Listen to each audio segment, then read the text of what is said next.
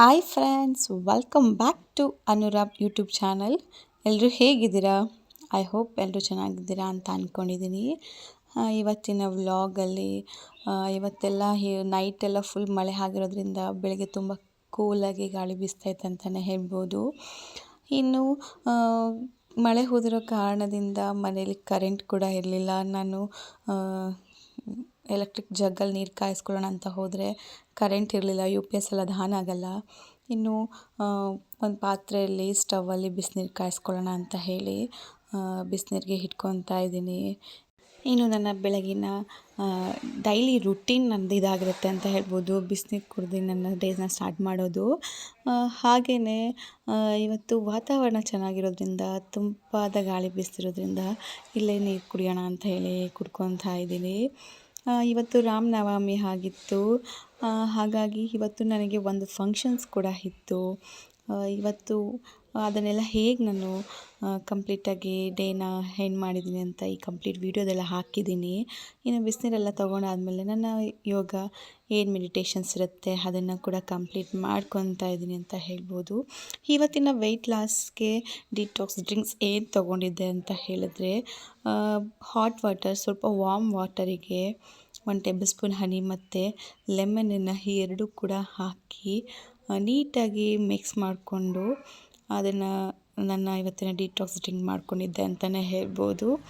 ಇದು ಕೂಡ ವೆಯ್ಟ್ ಲಾಸ್ಗೆ ತುಂಬ ಯೂಸ್ಫುಲ್ ಆಗುತ್ತೆ ಅಂತ ಹೇಳ್ಬೋದು. ಇನ್ನು ಇವತ್ತಿನ ನನ್ನ ಡಿಟಾಕ್ಸ್ ಡ್ರಿಂಕ್ ಲೆಮನ್ ಮತ್ತು ಹನಿಯಿಂದ ಸೇರಿತ್ತು ಅಂತಲೇ ಹೇಳ್ಬೋದು. ಇದನ್ನು ಇವತ್ತು ತಗೊಂಡಾದ್ಮೇಲೆ ಬೆಳಗಿನ ಬ್ರೇಕ್ಫಾಸ್ಟಿಗೆ ರೆಡಿ ಮಾಡ್ಕೊಳ್ಳೋಣ ಅಂತೇಳಿ ಮಾಡ್ಕೊತಾ ಇದ್ದೀನಿ. ಇವತ್ತು ಒಂದೇ ಹಠ ನನ್ನ ಮಗನಿಗೆ, ಅಮ್ಮ ಪಾಸ್ತಾ ಮಾಡಿ ಅಂತ ಹೇಳಿ. ಸೊ ಇವತ್ತು ಪಾಸ್ತಾ ಮಾಡೋಣ ಅಂತ ಹೇಳಿ ರೆಡಿ ಮಾಡ್ಕೊತಾ ಇದ್ದೆ. ಸ್ಟವ್ ಮೇಲೆ ಒಂದು ಪಾತ್ರೆಗೆ ಸ್ವಲ್ಪ ನೀರನ್ನ ಹಾಕ್ಕೊಂಡು ಅದನ್ನು ಸ್ವಲ್ಪ ಕುದಿಸ್ಕೊತಾ ಇದ್ದೆ. ಆ ನೀರಿಗೆ 1.5 ಕಪ್ ಆಗುವಷ್ಟು ನಾನು ಪಾಸ್ತಾ ಹಾಕ್ಕೊಂಡಿದ್ದೀನಿ. ನಮಗೆ ಎಷ್ಟು ಜನಕ್ಕಾಗುತ್ತೋ ಅಷ್ಟಿಗೆ. ಇನ್ನು ಅದನ್ನು ಕುದಿಸ್ಕೊಂಡು ಸ್ವಲ್ಪ ಟೇಸ್ಟಿಗೆ ಸಾಲ್ಟ್ ಹಾಕ್ಕೊಂಡ್ರೆ ನಾವು ನೆಕ್ಸ್ಟ್ ಒಗ್ಗರಣೆ ಕೊಡುವಾಗ ಎಷ್ಟು ಬೇಕಾಗುತ್ತೆ ಅಷ್ಟು ನೋಡಿ ಹಾಕ್ಕೊಬೋದು. ಈಗ ನೋಡ್ತಿದ್ದೀರಲ್ಲ ಎಷ್ಟು ನೀಟಾಗಿ ಬೆಂದಿದೆ ಅಂತ ಹೇಳಿ ಪಾಸ್ತಾ. ಇಷ್ಟ ಆದರೆ ಸಾಕು. ಅದನ್ನು ನೀಟಾಗಿ ಒಂದು ಕಡೆ ಸೋಸ್ಕೊಂಡು ಸೈಡಲ್ಲಿ ಇಟ್ಕೊಬೇಕು. ಇನ್ನು ನಾನು ಪಾಸ್ತಾಗೆ ಮನೆಯಲ್ಲೇ ಟೊಮೆಟೊ ಸಾಸ್ ಮತ್ತು ಚಿಲ್ಲಿ ಸಾಸ್ ಎರಡೂ ಜೊತೆಲೇ ಮಾಡ್ಕೊಳ್ಳೋಣ ಅಂತೇಳಿ ಮಾಡ್ಕೊತಾ ಇದ್ದೀನಿ. ಮನೆಯಲ್ಲೇ ಮಾಡೋದ್ರಿಂದ ತುಂಬ ಹೆಲ್ತಿಯಾಗಿರುತ್ತೆ ಅಂತಲೇ ಹೇಳ್ಬೋದು. ಹಾಗಾಗಿ ಮೀಡಿಯಮ್ ಸೈಜ್ ಆಗಿರೋ 3 ಟೊಮೆಟೊ ತೊಗೊಂಡು ಸಣ್ಣದಾಗಿ ಕಟ್ ಮಾಡಿ ಇಟ್ಕೊಂಡು ಸ್ಟವ್ ಮೇಲೆ ಒಂದು ಪಾತ್ರೆ ಇಟ್ಕೊಂಡು ಯಾವುದೇ ಥರ ಆಯಿಲ್ ಹಾಕದೆ ಟೊಮೆಟೊ ನೀಟಾಗಿ ಫ್ರೈ ಮಾಡ್ಕೊಬೇಕು. ಹಾಗೆ ಒಂದು 4 ಮೆಣಸಿನ್ಕಾಯಿನೂ ಕೂಡ ಆ್ಯಡ್ ಮಾಡ್ಕೊಂಡಿದ್ದೀನಿ. ನಾನು ಖಾರದ ಮೆಣಸಿನ್ಕಾಯಿ ಆ್ಯಡ್ ಮಾಡ್ಕೊಂಡಿದ್ದೀನಿ. ಗುಂಟೂರು ಮೆಣಸಿನ್ಕಾಯಿ ಈ ಥರನೂ ಕೂಡ ಆ್ಯಡ್ ಮಾಡ್ಕೊಬೋದು. ಸೊ ಅದಕ್ಕೆ ಸ್ವಲ್ಪ 2 ಟೇಬಲ್ ಸ್ಪೂನ್ ಆಗೋಷ್ಟು ಸಕ್ಕರೆ ಮತ್ತು ಟೇಸ್ಟಿಗೆ ಸಾಲ್ಟು ಇಷ್ಟು ಹಾಕಿ ನೀಟಾಗಿ ಫ್ರೈ ಮಾಡ್ಕೊಬೇಕು. ಟೊಮೊಟೊ ನೀಟಾಗಿ ಫ್ರೈ ಆದಮೇಲೆ ಸ್ಟವ್ನ ಆಫ್ ಮಾಡ್ಕೊಬೇಕು. ಈಗ ನೋಡ್ತಿದ್ದೀರಲ್ಲ ಎಷ್ಟು ಚೆನ್ನಾಗಿ ಕುಕ್ ಆಗ್ತಿದೆ ಟೊಮೆಟೊ ಅಂತ ಹೇಳಿ. ಸ್ಟವ್ನ ಆಫ್ ಮಾಡಿಟ್ಕೊಂಡು ಇದನ್ನು ಆದಮೇಲೆ ಒಂದು ಬ್ಲೆಂಡರ್ಗೆ ಹಾಕಿ ನೀಟಾಗಿ ಬ್ಲೆಂಡ್ ಮಾಡ್ಕೊಬೇಕು. ಈಗ ನಾನು ತೋರಿಸ್ತಿದ್ದೀನಲ್ಲ ಈ ಥರ ಒಂದು ಸಾಸ್ ರೆಡಿ ಆಗುತ್ತೆ ಅಂತಲೇ ಹೇಳ್ಬೋದು. ಇದು ಬ್ಲೆಂಡ್ ಮಾಡ್ಕೊಳ್ಳುವಾಗ ಸ್ವಲ್ಪ ಶುಂಠಿ ಮತ್ತು ಬೆಳ್ಳುಳ್ಳಿನ ಸೇರಿಸ್ಕೊಬೇಕು. ಅದು ಕ್ಲಿಪ್ಪಿಂಗ್ ಮಿಸ್ ಆಗಿದೆ. ಸೊ ಅದನ್ನು ಸೇರಿಸ್ಕೊಂಡು ನೀಟಾಗಿ ಬ್ಲೆಂಡ್ ಮಾಡಿಕೊಂಡ್ರೆ ಒಂದು ಟೇಸ್ಟಿಯಾದ ಸಾಸ್ ರೆಡಿ ಅಂತಲೇ ಹೇಳ್ಬೋದು. Chilli sauce, tomato sauce separate add ಮಾಡೋದಕ್ಕಿಂತ ಈ ಥರ ಜೊತೆಯಲ್ಲಿ ನೀಟಾಗಿ ಮಾಡಿಕೊಂಡ್ರೆ ಒಂದೇ ಸಾಸ್ ಹೆಲ್ತಿಯಾಗಿರುತ್ತೆ ಅಂತಲೇ ಹೇಳ್ಬೋದು. ಈಗ ನೋಡ್ತಿರ್ಬೋದು ನಾನು ರೆಡಿ ಮಾಡಿರುವಂಥ ಹೆಲ್ತಿ ಒಂದು ಟೊಮೆಟೊ ಚಿಲ್ಲಿ ಸಾಸ್ ಅಂತ ಹೇಳಿ. ತುಂಬ ಟೇಸ್ಟಿಯಾಗಿರುತ್ತೆ. ಹಾಗೆ ತಿನ್ನೋಕ್ಕೂ ಕೂಡ ಪಾಸ್ತಾ ಜೊತೆನೂ ಆ್ಯಡ್ ಮಾಡ್ಕೊಬೋದು ಅಂತಲೇ ಹೇಳ್ಬೋದು. ಇನ್ನು ಪಾಸ್ತಾಗೆ ಹೇಗೆ ರೆಡಿ ಮಾಡೋದು ಅಂತ ಈಗ ತೋರಿಸ್ತಾ ಇದ್ದೀನಿ. ಇನ್ನು ಸ್ಟವ್ ಮೇಲೆ ಸೇಮ್ ಪ್ಯಾನನ್ನು ತೊಳೆದಿಟ್ಕೊಂಡಿದ್ದೀನಿ. 2 ಟೇಬಲ್ ಸ್ಪೂನ್ ಆಗೋಷ್ಟು ನಾನು ತುಪ್ಪನ ಆ್ಯಡ್ ಮಾಡ್ಕೊತಾ ಇದ್ದೀನಿ. ನೀವು ಆಯಿಲ್ ಕೂಡ ಯೂಸ್ ಮಾಡ್ಕೊಬೋದು. ಸ್ವಲ್ಪ ಸಣ್ಣದಾಗಿ ಕಟ್ ಮಾಡ್ಕೊಂಡಿರುವಂಥ ಶುಂಠಿ ಮತ್ತು ಬೆಳ್ಳುಳ್ಳಿ ಫ್ರೈ ಮಾಡ್ಕೊಳ್ಳೋಕ್ಕೆ ಹಾಕ್ಕೊತಾ ಇದ್ದೀನಿ. ಮತ್ತು ಸಣ್ಣದಾಗಿ ಕಟ್ ಮಾಡಿ ಇಟ್ಕೊಂಡಿರುವಂಥ ಈರುಳ್ಳಿ ಮತ್ತು ಕ್ಯಾರೆಟ್, ಕ್ಯಾಪ್ಸಿಕಮ್ ಇಷ್ಟನ್ನು ಕೂಡ ಹಾಕ್ಕೊಂಡು ನೀಟಾಗಿ ಫ್ರೈ ಮಾಡ್ಕೊಬೇಕು. ಇದು ಸ್ವಲ್ಪ ಮೀಡಿಯಮ್ ಇದರಲ್ಲಿ ಅದೆಲ್ಲ ಕುಕ್ ಆದರೆ ಚೆನ್ನಾಗಿರುತ್ತೆ ತಿನ್ನೋಕ್ಕೆ ಅಂತ ಹೇಳಿ ಇಷ್ಟು ನೀಟಾಗಿ ಬ್ಲೆಂಡ್ ಮಾಡಿಕೊಂಡು ಟೇಸ್ಟಿಗೆ ಸ್ವಲ್ಪ ಸಾಲ್ಟು ಕೂಡ ಆ್ಯಡ್ ಮಾಡ್ಕೊಬೋದು. ನಾನು ಎಲ್ಲದಕ್ಕೂ ಆಲ್ರೆಡಿ ಜೊತೆಯಲ್ಲೇ ಸಾಲ್ಟ್ ಹಾಕಿರೋದ್ರಿಂದ ಇಲ್ಲಿ ಸ್ವಲ್ಪ ಅಷ್ಟೇ ಹಾಕ್ಕೊತಾ ಇರೋದು. ಇನ್ನು ಇದ್ರಿಗೆ ಪಾಸ್ತಾ ಮಸಾಲ ಬರುತ್ತೆ. ನಾನು 1 to 3 ನೂಡಲ್ಸ್ನ ಆ್ಯಡ್ ಮಾಡ್ಕೊತಾ ಇದ್ದೀನಿ, ನೂಡಲ್ಸ್ ಮಸಾಲನ. ಇದು ಕೂಡ ಪಾಸ್ತಾಗೆ ತುಂಬ ಟೇಸ್ಟ್ ಚೆನ್ನಾಗಿ ಬರುತ್ತೆ ಅಂತಲೇ ಹೇಳ್ಬೋದು. ನಾನು 2 ಪ್ಯಾಕ್ನ ಯೂಸ್ ಮಾಡಿದ್ದೀನಿ. ನನ್ನ ಒಂದು ಕ್ವಾಂಟಿಟಿ ಜಾಸ್ತಿ ಇರೋದ್ರಿಂದ ಪಾಸ್ತಾದು ಅದೆಲ್ಲ ನೀಟಾಗಿ ಮಿಕ್ಸ್ ಮಾಡ್ಕೊಂಡಾದಮೇಲೆ ಈಗ ನಾವು ರೆಡಿ ಮಾಡ್ಕೊಂಡಿರ್ತೀವಲ್ಲ ಟೊಮೊಟೊ ಚಿಲ್ಲಿ ಸಾಸ್, ಅದನ್ನು ಕೂಡ ಒಂದು 3 ಟೇಬಲ್ ಸ್ಪೂನ್ ಆಗೋಷ್ಟು ಆ್ಯಡ್ ಮಾಡಿಕೊಂಡ್ರೆ ನಮಗೆ ಕಂಪ್ಲೀಟ್ ಪಾಸ್ತಾ ರೆಸಿಪಿನೇ ಟೇಸ್ಟಿಯಾಗಿ ರೆಡಿ ಆಗುತ್ತೆ ಅಂತಲೇ ಹೇಳ್ಬೋದು. ಫೈನಲಾಗಿ ನಾವು ಕುಕ್ ಮಾಡಿ ಇಟ್ಕೊಂಡಿರ್ತೀವಲ್ಲ ಪಾಸ್ತಾನ, ಅದನ್ನು ಕೂಡ ಆ್ಯಡ್ ಮಾಡಿಕೊಂಡು ನೀಟಾಗಿ ಮಿಕ್ಸ್ ಕೊಟ್ಕೊಬೇಕು. ನಿಜ ಹೇಳಬೇಕಂದ್ರೆ ಟೇಸ್ಟ್ ಅಂತೂ ತುಂಬ ಚೆನ್ನಾಗಿ ಬಂದಿತ್ತು. ಮಕ್ಕಳು ಕೂಡ ಮನೇಲಿ ಇಷ್ಟಪಟ್ಟು ತಿಂತಾರೆ ಈ ಥರ ಮಾಡಿ ಕೊಟ್ಟಾಗ ಅಂತಲೇ ಹೇಳ್ಬೋದು. ನಾನು ತುಂಬ ಇಷ್ಟಪಟ್ಟು ನಾನು ಕೂಡ ಇದನ್ನು ತಿಂದೆ ಅಂತಲೇ ಹೇಳ್ಬೋದು. ಫೈನಲಾಗಿ ಇದಕ್ಕೆ ಕೊತ್ತಂಬರಿ ಸೊಪ್ಪು ಹಾಕಿ ಗಾರ್ನಿಷಿಗೆ ರೆಡಿ ಮಾಡಿದ್ರೆ ಒಂದು ಟೇಸ್ಟಿಯಾಗಿ ಹೆಲ್ತಿಯಾಗಿ ಮನೇಲೇ ಪಾಸ್ತಾ ರೆಡಿ ಅಂತಲೇ ಹೇಳ್ಬೋದು. ಸ್ನ್ಯಾಕ್ಸಿಗೆ, ಡಿನ್ನರಿಗೆ, ಇಲ್ಲ ಬ್ರೇಕ್ಫಾಸ್ಟಿಗೆ ಎಲ್ಲದಕ್ಕೂ ತುಂಬ ಈಸಿಯಾಗಿ ಮಾಡ್ಕೊಬೋದು ಅಂತಲೇ ಹೇಳ್ಬೋದು ಮನೇಲಿ. ಇನ್ನು ಪಾಸ್ತಾಗೆ ಟೊಮೊಟೊ ಸಾಸ್ನು ಕೂಡ ಆ್ಯಡ್ ಮಾಡ್ಕೊಂಡು ತಿಂತಾಯಿದ್ರೆ ತುಂಬ ಟೇಸ್ಟ್ ಅಂತ ಇನ್ನೂ ಚೆನ್ನಾಗಿರುತ್ತೆ ಅಂತಲೇ ಹೇಳ್ಬೋದು. ಇನ್ನು ಇದಾಗಿತ್ತು ನನ್ನ ಕಂಪ್ಲೀಟ್ ಪಾಸ್ತಾದ ವಿಡಿಯೋ ಅಂತಲೇ ಹೇಳ್ಬೋದು. ಇವತ್ತು ಸಂಡೇ ಇರೋದ್ರಿಂದ ಸ್ವಲ್ಪ ನಾವು ಹೊರಗಡೆ ಒಂದು ಫಂಕ್ಷನ್ ಇತ್ತು, ಎಂಗೇಜ್ಮೆಂಟ್ ಅಂತ ಹೇಳಿ ಅಲ್ಲಿಗೆ ಹೊರಟಿದ್ವಿ. ಸೊ ಅದಕ್ಕೆ ಲೈಟಾಗಿ ಮೇಕಪ್ ನಾನು ಮಾಡ್ಕೊಳ್ಳೋದನ್ನ ಕೂಡ ನಾನು ವಿಡಿಯೋ ಮಾಡ್ಕೊಂಡಿದ್ದೆ, ಅದನ್ನು ಕೂಡ ತೋರಿಸ್ತಾ ಇದ್ದೀನಿ. ಸ್ವಲ್ಪ ಸನ್ಸ್ಕ್ರೀನ್ನ ಹಾಕಿ ನೀಟಾಗಿ ಫೇಸಿಗೆ ಅಪ್ಲೈ ಮಾಡ್ಕೊತಾ ಇದ್ದೀನಿ.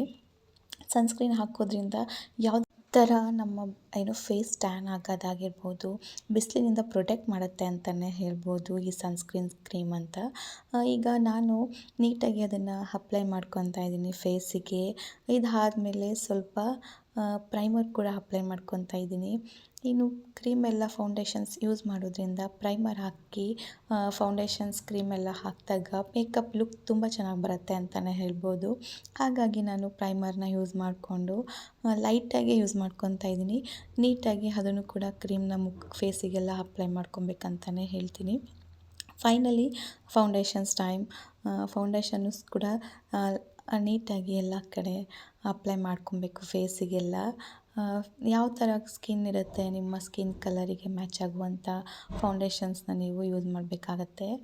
ಇನ್ನು ನಾನು ನೀಟಾಗಿ ನನ್ನ ಕೈಯಲ್ಲೇ ಅದನ್ನು ಬ್ಲೆಂಡ್ ಮಾಡ್ಕೊತಾ ಇದ್ದೀನಿ. ಬ್ಲೆಂಡರ್ಸ್ ಇದ್ದರೂ ಕೂಡ ನೀವು ಯೂಸ್ ಮಾಡ್ಕೊಬೋದು, ಬಟ್ ನನಗೆ ಕೈಯಲ್ಲೇ ತುಂಬ ಕಂಫರ್ಟಬಲ್ ಫೀಲ್ ಕೊಡುತ್ತೆ ಅಂತ ಹೇಳಿ ನಾನು ಕೈಯಲ್ಲಿ ಯೂಸ್ ಮಾಡ್ಕೊಂಡು ನೀಟಾಗಿ ಬ್ಲೆಂಡ್ ಮಾಡ್ಕೊತೀನಿ. ನೀಟಾಗಿ ಎಲ್ಲ ಕಡೆ ಅದನ್ನು ಕ್ರೀಮ್ನ ಬ್ಲೆಂಡ್ ಮಾಡಿಕೊಂಡ್ರೆ ನೀಟಾಗಿ ಅದು ಫಿನಿಶಿಂಗ್ ಬರುತ್ತೆ ಅಂತಲೇ ಹೇಳ್ಬೋದು ಮೇಕಪ್ ಲುಕ್. ಈಗ ನೀವು ನೋಡ್ತಿರ್ಬೋದಲ್ಲ ಎಷ್ಟು ಚೆನ್ನಾಗಿ ಬಂದಿದೆ ಅಂತ ಹೇಳಿ. ಇನ್ನು ಫೈನಲಿ ಕಾಂಪ್ಯಾಕ್ಟ್ ಕೂಡ ಆ್ಯಡ್ ಮಾಡ್ಕೊತಾ ಇದ್ದೀನಿ. ಕಾಂಪ್ಯಾಕ್ಟ್ ಪೌಡರ್ನು ಕೂಡ ನಾನು ಫೇಸಿಗೆ ನೀಟಾಗಿ ಅಪ್ಲೈ ಮಾಡಿಕೊಂಡು ಯಾವ ಥರ ಲುಕ್ ಬರುತ್ತೆ ಅಂತ ನೀವೇ ನೋಡ್ಬೋದು. ಆಮೇಲೆ ಕಣ್ಣಿಗೆ ಕಾಜಲ್ ಕೂಡ ಆ್ಯಡ್ ಮಾಡ್ಕೊತಾ ಇದ್ದೀನಿ. ಲಿಪ್ಸ್ಟಿಕ್ ಎಲ್ಲ ಹಾಕಿ ಫೈನಲಿ ನನ್ನ ರೆಡಿ ಆದಮೇಲೆ ಈ ಲುಕ್ನ ತೋರಿಸ್ತಾ ಇದ್ದೀನಿ ಅಂತಲೇ ಹೇಳ್ಬೋದು. ಫೈನಲಿ ಇದಾಗಿತ್ತು ಎಂಗೇಜ್ಮೆಂಟ್ ಲುಕ್ ಅಂತ ಹೇಳಿ. ಹೇಗಿದೆ ಅಂತ ಹೇಳಿ ಕಮೆಂಟ್ ಮಾಡಿ ತಿಳಿಸಿ. ಇನ್ನು ಫಂಕ್ಷನ್ಸ್ಗೆಲ್ಲ ಹೋಗಿ ಅಲ್ಲೂ ಕೂಡ ಫಂಕ್ಷನ್ಸ್ ಎಲ್ಲ ಮುಗಿಸ್ಕೊಂಡು ಬಂದ್ವಿ ಅಂತಲೇ ಹೇಳ್ಬೋದು. ಸಂಜೆ ಇವತ್ತು ರಾಮನವಮಿ ಇರೋದ್ರಿಂದ ಸಂಜೆ ದೇವಸ್ಥಾನಕ್ಕೆ ಹೋಗೋಣ ಅಂತ ಹೇಳಿ ದೇವಸ್ಥಾನಕ್ಕೆ ಹೋಗಿದ್ವಿ, ಹೊಳೆ ಆಂಜನೇಯ ದೇವಸ್ಥಾನ. ಸೊ ನಾವು ಹೊರಡೋಷ್ಟರಲ್ಲಿ ರಥ ಎಳೆಯೋದು ಸ್ಟಾರ್ಟ್ ಆಗಿತ್ತು ಅಂತಲೇ ಹೇಳ್ಬೋದು. ಸೀತಾರಾಮ, ಲಕ್ಷ್ಮಣ, ಆಂಜನೇಯ ಇರೋ ವಿಗ್ರಹಗಳನ್ನ ಇಟ್ಟು ಅಲ್ಲಿ ರಥನ ಎಳಿತಾರೆ. ರಾಮನವಮಿ ಆಗಿರೋದ್ರಿಂದ ಈ ತೇರು ಉತ್ಸವ ಇತ್ತು ಅಂತಲೇ ಹೇಳ್ಬೋದು. ಇನ್ನು ಸಂಜೆ 7:30 ಅಷ್ಟರಲ್ಲಿ ಮಹಾಮಂಗಳಾರತಿ ನಡೆಯುತ್ತೆ. ಸೊ ನಾವು ಅದೇ ಟೈಮಿಗೆ ಹೋಗಿರೋದ್ರಿಂದ ನಮಗೆ ಮಹಾಮಂಗಳಾರತಿ ನೋಡೋ ಏನು ಹೇಳ್ತಾರೆ ಅದೃಷ್ಟ ಸಿಕ್ತಂತಲೇ ಹೇಳ್ಬೋದು. ತುಂಬ ಚೆನ್ನಾಗಿರುತ್ತೆ, ಅದನ್ನು ನೋಡೋಕ್ಕಂತೂ 2 ಕಣ್ಣು ಸಾಲಲ್ಲ. ರಾಮನ ಪೂಜೆ ಮತ್ತು ಅದಾದಮೇಲೆ ಮಾರುತಿ ಆಂಜನೇಯವರ ಪೂಜೆ ಮಾಡ್ತಾರೆ. ಯಾವಾಗಲೂ ಇದೇ ಥರ ಇಲ್ಲಿ ಮಾಡೋದು. ಆಂಜನೇಯ ದೇವಸ್ಥಾನ ಇಲ್ಲಿಗೆ ತುಂಬ ಫೇಮಸ್ ಅಂತಲೇ ಹೇಳ್ಬೋದು. ತುಂಬ ಹಲವಾರು ಜನ ಬರ್ತಿರ್ತಾರೆ. ಹತ್ರದಿಂದ ನೋಡ್ತಿರ್ಬೋದು ಎಷ್ಟು ಚೆನ್ನಾಗಿ ವಿಗ್ರಹಗಳಿಗೆ ರೆಡಿ ಮಾಡಿದ್ದಾರೆ ಅಂತ ಹೇಳಿ. ಇನ್ನು ಒಳಗಡೆ ಆಂಜನೇಯಂಗೂ ಕೂಡ ಅಷ್ಟೇ ಚೆನ್ನಾಗಿ ಅಲಂಕಾರ ಮಾಡಿದ್ರು ಅಂತಲೇ ಹೇಳ್ಬೋದು.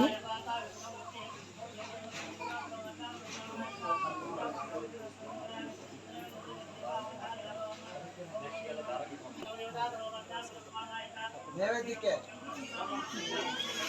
ನೈವೇದ್ಯ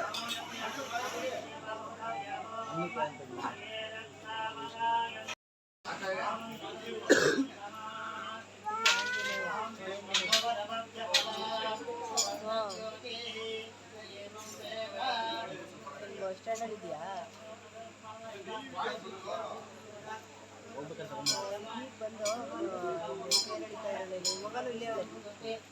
ಸಂಜಯ್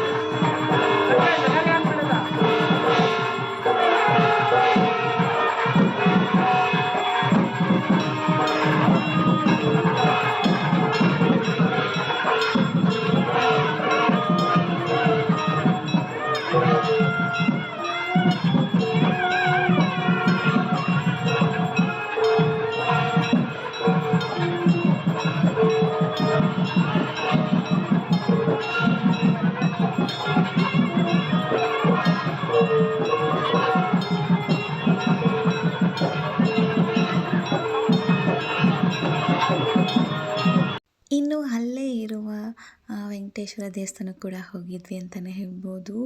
ಇಲ್ಲಿ ಯಾವಾಗಲೂ ಈ ಆಂಜನೇಯ ದೇವಸ್ಥಾನಕ್ಕೆ ಬಂದಾಗ ಒಂದು ಫ್ರೆಶ್ ಫೀಲಿಂಗ್ಸ್ ಅಂತಲೇ ಹೇಳ್ಬೋದು. ಎಲ್ಲ ದೇವರು ಇಲ್ಲೇ ಸಿಗ್ತಾರೆ. ರಾಯರಾಗಿರ್ಬೋದು, ಆಂಜನೇಯ ಸ್ವಾಮಿ ಆಗಿರ್ಬೋದು, ವೆಂಕಟೇಶ್ವರ ಸ್ವಾಮಿ ಈ ಥರ. ಇನ್ನು ಪೂಜೆ ಎಲ್ಲ ಮುಗಿಸ್ಕೊಂಡು ಅಲ್ಲೂ ಕೂಡ ಗೋಶಾಲೆ ಇತ್ತು. ಅಲ್ಲಿಗೂ ಕೂಡ ನೋಡ್ಕೊಂಡು ಬಂದ್ವಿ. ಅದು ದೇವಸ್ಥಾನಕ್ಕೆ ಒಂದು ಎಷ್ಟು ಏನು ಸೇರಿರುವಂಥ ಗೋಮಾತೆ ಅಂತಲೇ ಹೇಳ್ಬೋದು. ಹಾಗೆಯೇ ಇವತ್ತು ರಾಮನವಮಿ ಆಗಿರೋದ್ರಿಂದ ಕೆಲವೊಂದಷ್ಟು ಕಲಾಕೃತಿಗಳು, ಕಲಾದೃಶ್ಯ ನಾಟ್ಯ ಅಂತಲೇ ಹೇಳ್ಬೋದಲ್ಲ, ನೃತ್ಯ ಕೂಡ ಇಲ್ಲಿ ಮಾಡ್ತಾಯಿದ್ರು. ರಾಮನ ಸಾಂಗಿಗೆ ನೃತ್ಯ ಕೂಡ ಮಾಡ್ತಾಯಿದ್ರು. ಅದು ನೋಡೋಕ್ಕೆ ಎಷ್ಟು ಚೆಂದ ಅಂತಲೇ ಹೇಳ್ಬೋದು. ಅವರ ಒಂದು ರಾಮನ ಮೇಲಿರುವ ಭಕ್ತಿಗೆ ಅಲ್ಲಿ ಒಂದು ನೃತ್ಯ ಪ್ರದರ್ಶನ ಮಾಡ್ತಾಯಿದ್ರು. ನಾವು ಕೂಡ ಅಲ್ಲಿ ನೋಡಿ ಅದನ್ನೆಲ್ಲ ಎಷ್ಟು ಕಣ್ಣು ತುಂಬಿಕೊಂಡ್ವಿ ಅಂತ ಹೇಳಿದ್ರೆ, ಅವರಲ್ಲಿ ಏನು ಒಂದು ಫೇಸಲ್ಲಿ ಎಕ್ಸ್ಪ್ರೆಷನ್ಸ್ ನೋಡ್ತಿದ್ರೇ ಒಂದು ಖುಷಿ ಅಂತಲೇ ಹೇಳ್ಬೋದು. ಕೆಲವೊಂದಷ್ಟು ಮೆಮೊರೀಸ್ ಕೂಡ ತುಂಬ ಚೆನ್ನಾಗಿತ್ತು ಅಂತಲೇ ಹೇಳ್ಬೋದು. ಇನ್ನು ಇಲ್ಲಿ ಎಲ್ಲ ಪೂಜೆ ಎಲ್ಲ ಮುಗಿಸ್ಕೊಂಡು ರಾಮ ಮಂದಿರಕ್ಕೆ ಬಂದ್ವಿ ಅಂತಲೇ ಹೇಳ್ಬೋದು. ಇಲ್ಲಿ ಮೇಯ್ನ್ ಪೂಜೆ ಬೆಳಗ್ಗೆಯಿಂದಂತೂ ತುಂಬಾ ಪೂಜೆ ನಡೆಯುತ್ತೆ. ಹಾಗೆ ಪ್ರಸಾದ, ಪಾನಕ, ಕೋಸಂಬರಿ ಎಲ್ಲ ಈ ಥರ ಎಷ್ಟೊಂದೆಲ್ಲ ಪ್ರಸಾದ ಕೊಡ್ತಿರ್ತಾರೆ ಅಂತಲೇ ಹೇಳ್ಬೋದು. ಇನ್ನು ದೇವಸ್ಥಾನದ ಒಳಗಡೆ ಹೋಗಿ ಪೂಜೆ ಎಲ್ಲ ಮುಗಿಸ್ಕೊಂಡು ಬಂದ್ವಿ. ಹಾಗೆ ತುಂಬ ಚೆನ್ನಾಗಿತ್ತು ಅಂತಲೇ ಹೇಳ್ಬೋದು. ಇನ್ನು ನಮ್ಮ ಮದ್ದೂರಲ್ಲಿ ಈ ಥರ ಏನು ರಾಮ ಮಂದಿರ ಇರೋದು ತುಂಬ ಖುಷಿ ಅಂತಲೇ ಹೇಳ್ಬೋದು. ಇನ್ನು ಇದು ರಾಮನವಮಿ ವ್ಲಾಗ್ ಅಂತಲೇ ಹೇಳ್ಬೋದು. ಇದಾಗಿತ್ತು ಕಂಪ್ಲೀಟ್ ವಿಡಿಯೋ. ನಿಮಗೆ ಈ ವಿಡಿಯೋ ಇಷ್ಟ ಆಗಿದ್ದರೆ ಪ್ಲೀಸ್ ನನ್ನ ವಿಡಿಯೋಗೆ ಲೈಕ್ ಮಾಡಿ, ಕಮೆಂಟ್ ಮಾಡಿ, ಹಾಗೆ ಶೇರ್ ಮಾಡಿ. ಇನ್ನೂ ಯಾರೆಲ್ಲ ಸಬ್ಸ್ಕ್ರೈಬ್ ಮಾಡದೆ ನೋಡ್ತಿದ್ದೀರಾ ಪ್ಲೀಸ್ ನನ್ನ ಚಾನಲ್ನ ಸಬ್ಸ್ಕ್ರೈಬ್ ಮಾಡ್ಕೊಂಡು ನೋಡಿ.